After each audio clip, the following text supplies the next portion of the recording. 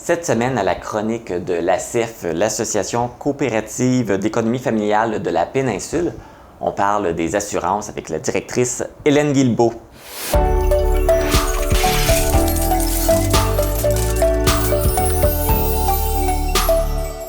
Bonjour Hélène! Bonjour! Alors, comment ça va? Mon Dieu, ça va vite? On risque d'avoir une petite surprise pendant le tournage? Peut-être, on ne le sait pas. Comme j'ai mentionné, on parle des assurances. Je trouve ça super intéressant parce que moi, personnellement aussi, je trouve que c'est pas quelque chose qui est facile à magasiner. C'est comme, est-ce que ça me convient? Est-ce que je suis bien couvert? Et ça crée beaucoup d'inquiétudes, l'achat d'assurance. Oui, puis là, présentement, c'est un bon temps quand même pour magasiner ça. Souvent, on vient de changer de loyer ou on va changer de loyer prochainement. On vient de s'acquérir un nouveau véhicule. Donc, c'est un bon moment pour remettre tous nos papiers en ordre, nos assurances en ordre. C'est une grosse période pour les assureurs là, à l'heure actuelle. Donc, ça peut être très, très, très pertinent de s'y mettre et de prendre le temps vraiment de regarder les différentes alternatives qui restent disponibles. Donc, la première étape, c'est toujours d'évaluer son besoin d'assurance. Hein?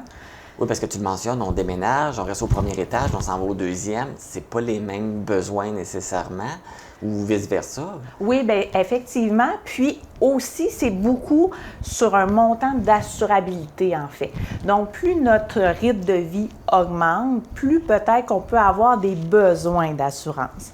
Donc, quelqu'un qui débute dans la vie, qui est à logement, justement, on a seulement besoin d'assurer les meubles. Si on reste à logement, nos meubles peuvent prendre un petit peu plus de valeur.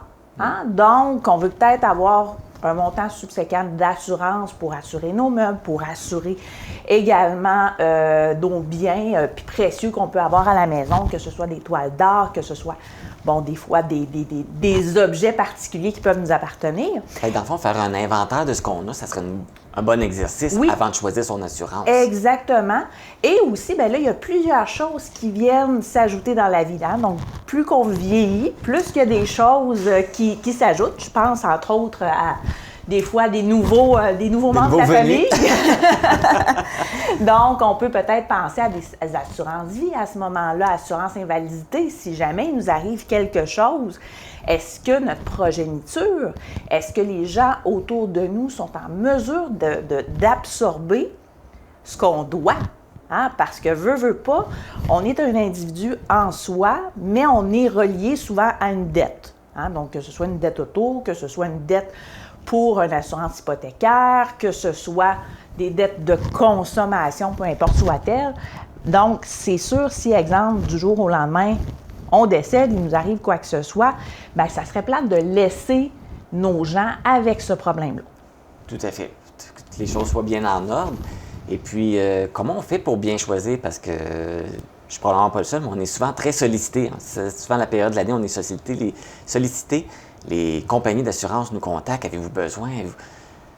Est-ce que tu as des trucs pour comment bien choisir une compagnie d'assurance? En fait, là, il y a des gens que c'est leur métier, qui sont des courtiers en assurance.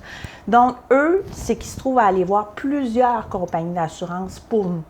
Donc, c'est sûr, ça peut être pertinent d'aller voir une compagnie X, une compagnie Y, une compagnie Z, faire nous-mêmes les travaux, les analyses, etc., etc. Sauf que vous allez passer à peu près de 6 à 10 heures au téléphone, dépendant du temps que vous voulez faire. Tandis qu'un courtier, lui, c'est sa job de faire ça. C'est sa job de faire ce travail-là, de démarcher les assureurs pour vraiment obtenir les meilleurs prix, les meilleurs coûts, en fonction vraiment d'un certain montant que vous désirez avoir d'assurance.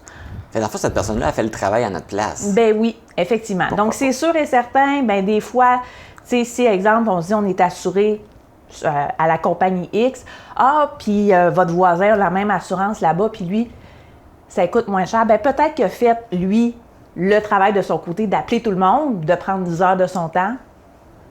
Mais par contre, vous n'avez pas à faire ça. Donc, c'est des choix vraiment qu'on peut faire. Si vous avez du temps, si vous êtes en arrêt, comme moi présentement, ça peut être un bon moment parce qu'on se plug sur le téléphone, on prend notre journée complète et on fait ça. Donc, ça peut nous permettre d'épargner quand même des sous importants. relativement à tout ça. Et une stratégie qui est efficace et gagnante, c'est de pouvoir regrouper nos assurances. Donc, de faire en sorte que, exemple, j'ai une assurance auto, j'ai une assurance habitation, j'ai une assurance pour le 4 roues de mon copain. Donc, on a tout ça dans des places différentes. Donc, de regrouper les assurances en une seule et même compagnie, bien, ça permet d'aller chercher des primes subséquentes. OK. C'est une bonne chose de faire ça. Ben oui, tout à fait. Tout à fait. Puis en même temps, bien, c'est beaucoup plus simple. Parce que si justement on a une réclamation à faire, bien, on n'a pas besoin de chercher trop loin dans ces papiers. On fait juste appeler notre petit papier qui est dans le fond de notre auto, qui est facilement accessible généralement. On en appelle juste un, puis il règle tout. Bien oui, tout à fait. Et aussi, bien, il y a certains assureurs, si, exemple, vous avez des liquidités dans votre compte, qui peut être intéressant d'aller chercher, c'est de faire un paiement unique annuel. Donc, au lieu d'avoir des versements mensuels, en faisant un paiement unique annuel, des fois, justement, les assureurs vont baisser la tarification d'assurance. Oui, puis avec les années, quand on reste avec la même compagnie, des fois, on a des rabais après plusieurs années. Tu n'avais pas fait de réclamation, donc oui, ça peut être une bonne chose aussi de rester toujours avec le même. Oui, effectivement. Parce qu'il y en a peuvent avoir la pensée de dire, bien, je devrais peut-être changer ou... Mais c'est pas toujours une bonne idée de changer. C'est pas toujours une bonne idée, effectivement, puis surtout en termes d'assurance vie, à proprement parler, parce que l'assurance vie, le plus tôt qu'on va aller chercher une assurance vie de notre côté, le plus qu'on est gagnant. Donc, exemple, une personne qui va aller chercher une assurance vie à 25 ans va peut-être avoir une assurance de, exemple, 1,5 million pour une valeur de 25 $ par mois, alors que la même assurance vie à 65 ans va peut-être en valoir 175 $ par mois. Oui, ça dépend des situations. Je pense que c'est important qu'on ait toutes les assurances. Je veux dire qu'on parte dans la vie, qu'on ait une famille, qu'on soit seul, Je pense que c'est important, là. D'avoir une base, effectivement, parce qu'on ne sait jamais ce qui peut nous arriver. C'est sûr et certain, dans notre travail, souvent, on est couvert par des assurances ou quoi que ce soit, mais on n'est jamais on n'est jamais protégé dans notre travail. Il peut arriver n'importe quoi. On peut être congédié, on peut quitter. Donc là, on ne se retrouve plus d'assurance. Il nous arrive un pépin, on traverse la rue, on descend nos escaliers à la maison et on se casse les 2 jambes. On est peut-être considéré invalide rendu là. Oups! Oui, c'est ça. Pas juste se fier avec les assurances du travail, là, avoir nos assurances personnelles. Oui, tout à fait. Donc, une assurance vie, une assurance habitation, une assurance pour les véhicules. Y a-t-il d'autres choses qu'il faut assurer? Bien, si on veut justement penser des fois à notre avenir, à nos enfants, bien, il peut être pertinent d'avoir certaines assurances pour les enfants. Je vous dirais, ça, c'est propre à chaque personne. Il y a beaucoup de mentalités à cet effet. Mais ça peut être intéressant parce qu'on ne sait jamais ce qui peut arriver dans la vie. Et il y a des gens qui sont là vraiment pour vous conseiller. Donc, faites affaire avec un courtier. C'est lui vraiment le professionnel dans la matière. Fait qu'on peut faire une recherche sur Internet, courtier d'assurance, on va trouver les courtiers. Oui, puis il y a également des diverses plateformes d'assurance maintenant qui prennent office de faire la job d'un courtier, pour ne pas nommer Clicassure, entre autres. Donc, qui se trouve à être une belle plateforme qui nous fait un beau comparatif rapidement de divers polices d'assurance. Parfait. Fait une belle façon de trouver l'assurance qui nous convient le mieux. Tout à fait. Parfait.